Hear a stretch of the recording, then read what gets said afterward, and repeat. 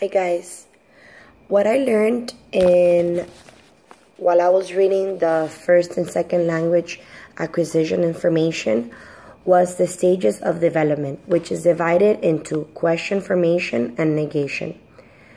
I also learned about the theories of development, which are nativist linguistic theory, behaviorist learning theory, social interaction theory, connectionism, cognitive theory, and cognitive theory.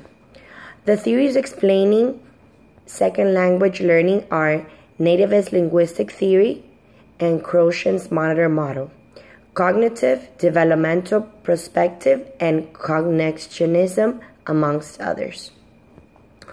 When I was reading chapter 3, getting started in a second language, it talks about how children manage to handle a second language other than their home language.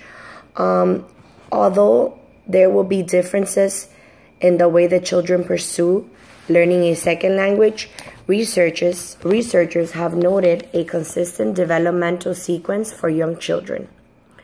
This chapter discusses home language use and how for some children it's very hard to communicate once they are outside of their home. Some might be persistent in speaking their language and trying to be understood by others, while other kids just give up trying to speak at all.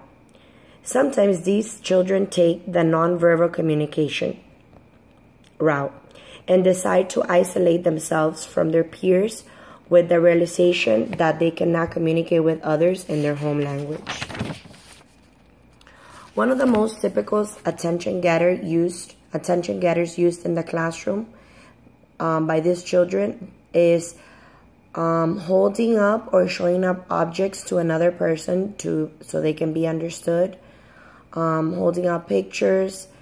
They also use different ways of learning a second language by gathering data, spectating, rehearsing, sound experimentation. During the nonverbal period, although second language learning children are still not able to communicate with other kids in their language, in the language that is being used in the environment, they are still collecting data about the new language.